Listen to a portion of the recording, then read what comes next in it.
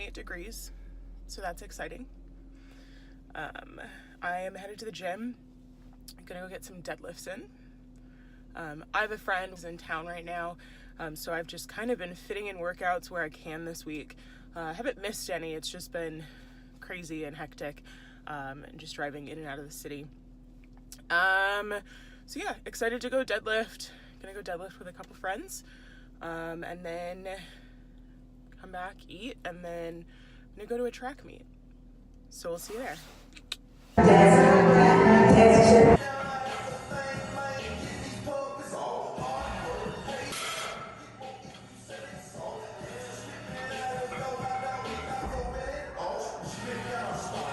Today was kind of a hard day in the gym. I just felt really tired and groggy the whole time. I took a while. It took me like a good 20-30 minutes to really like get on board and really start training. Deadlifts felt really slow and really hard. They just felt heavy. I think I did a triple at 250. Yeah, and it just like didn't move super well. I finished it. I finished the workout. I moved on. I did some rack pulls. I only was able to pull 315 one time for one single.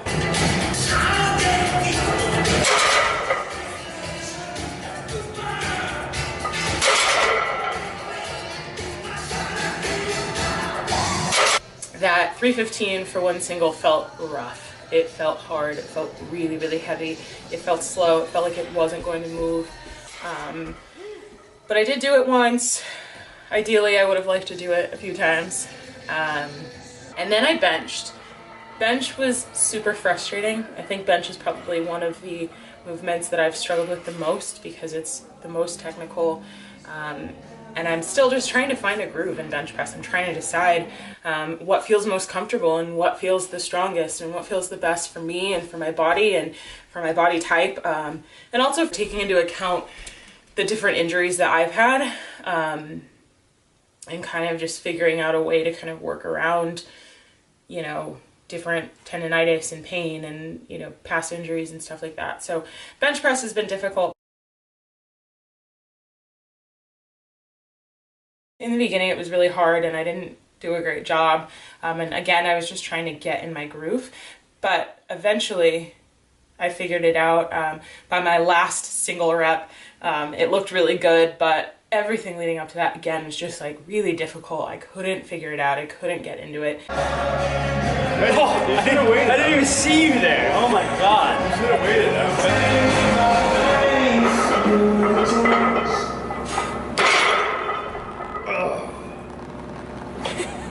Okay. Wrist to be stacked over your elbow. See, like, that's a strong position. If you're holding a bar, then yes, you get what I'm saying? So, like, as I come down, my elbow stacked over my wrist. See that? And then you can try to straight up, right? So today was just kind of a rough day, but we finished. We'll move on. I'm excited about next week. I think that next week we'll kind of just get back to like a better structure, and then I won't be traveling as much next week. So that'll be nice to kind of just be able to sleep and eat and train regularly throughout the week.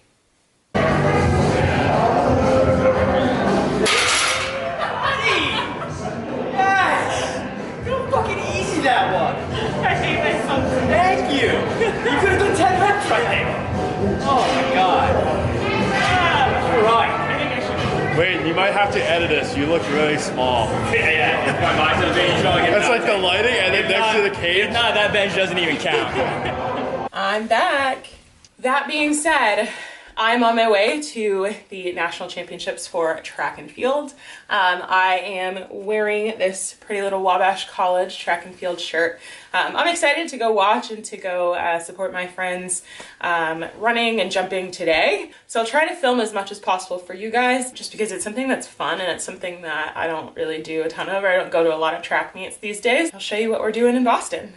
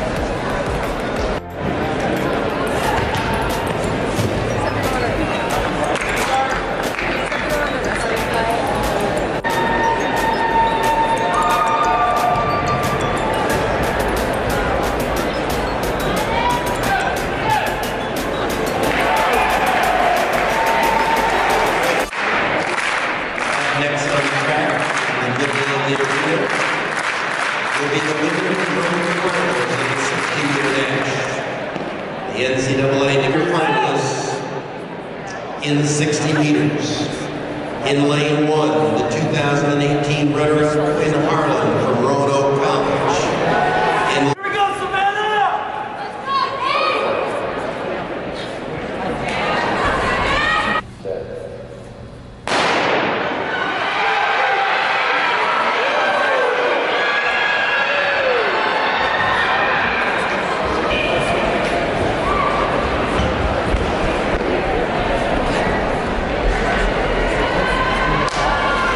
Now, if you'll turn your attention to the award stand, we'd like to make the presentation of awards in the women's 16.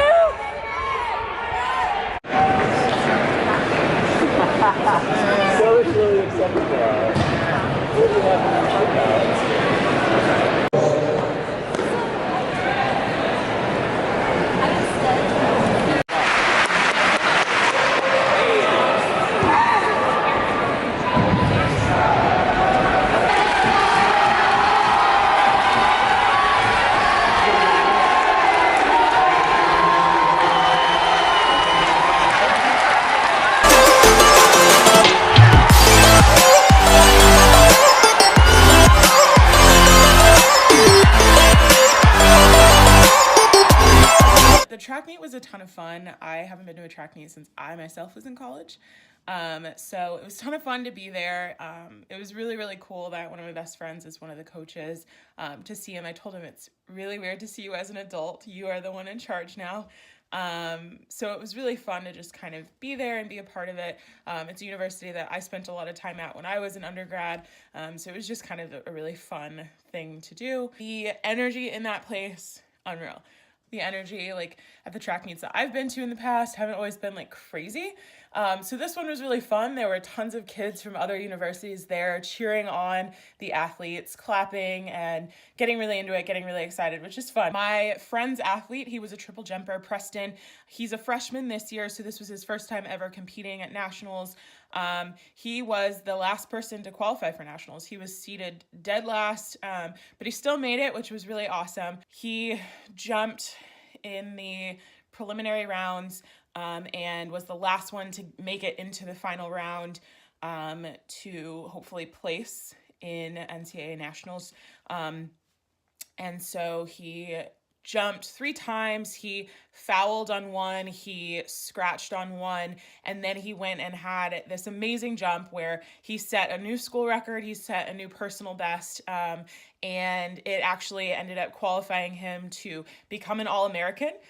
which was really, really exciting for him. And it's really exciting for my friend because that's his first All-American athlete that he has coached at the collegiate level. And it also qualified him to win the 7th place medal at NCAA National Championships. So that was just really, really cool to watch. It was really exciting. I was talking to my friend and the head coach afterwards, and we were kind of just talking about how cool of an experience it is and how fun of an experience it is for the kids and for everyone watching too. And my friend said something that I just felt like I wanted to share with you guys. He said, listen, it doesn't matter where you're seated or where people think that you're going to finish or where you even start. It's about where you finish and where you end, and how if you put in the work and you just show up and do your best, you have nothing to lose. And the best case scenario, something like this could happen where you end up doing really, really well and you end up surprising yourself and everyone else. And worst case scenario, you tried, you did it, you went out there and you showed what you had, and that's pretty cool too. So I think the take-home message is just making sure that you're always trying your hardest and that you're always kind of just putting yourself out there. And even if people count you out and even if you are seated last, you can still go and work hard and kill the game and end up an All-American 7th place at nationals, at your very first nationals as a freshman. Chase after whatever it is that's on your heart to do. Chase after the things that you set out to accomplish. You never know what's going to happen. And regardless of what happens, you got the experience, you got to move on, you got to learn from the situation, and that makes you better for it. It makes you a better person, a better athlete. And I think that was really, really cool. Thanks again for stopping by my channel. We'll see you next time.